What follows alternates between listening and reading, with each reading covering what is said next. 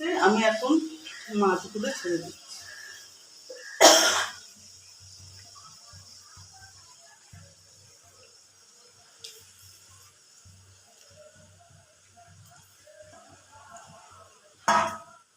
আর মাথা দুটোকে আমি ভেজে তার তেল সমেত রেখে দিয়েছি।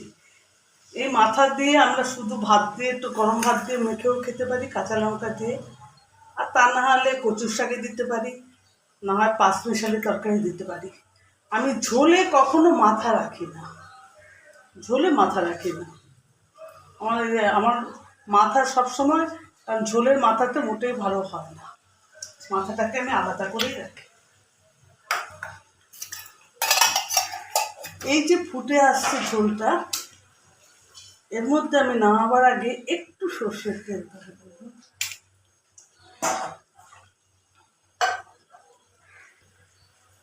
এর স্বাদটা শুধু দেখবেন কি আপনার, আর কিচ্ছু রান্না আপনার খেতে ইচ্ছা করবে না, এরকম স্বাদের ইলিশ।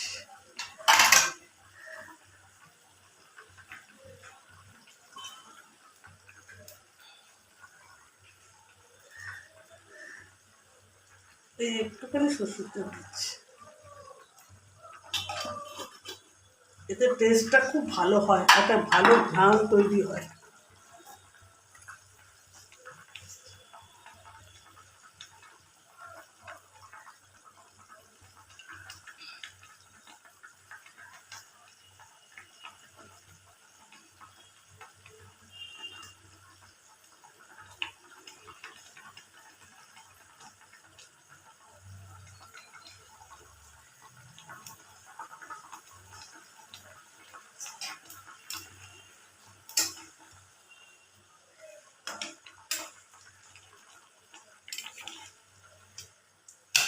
একটু ঝোলগুলো যাতে ঢোকে এর মতো মাছগুলোর মধ্যে, খেতে খুব ভালো হয়। তাহলে ইলিশ মাছ একটু ফুটিয়ে খাওয়া ভালো, তাতে স্বাদ খুব ভালো হয়।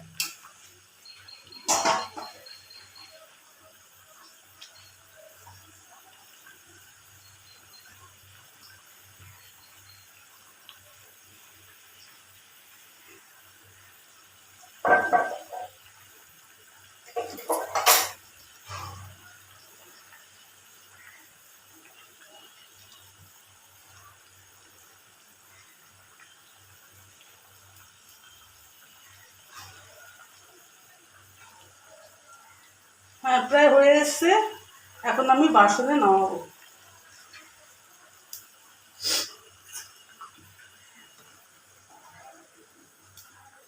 বাসনটা আমি একটু গরম করে নিলাম, তাহলে ভালো হয়।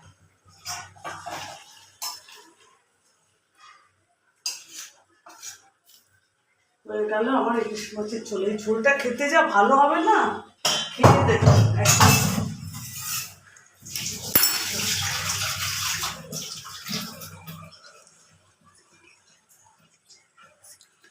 অবশ্যই আপনারা লাইক দেবেন, শেয়ার করবেন, হ্যাঁ, সাবস্ক্রাইব করবেন। দেখবেন কত ভালো সুন্দর ঝোল করেছে।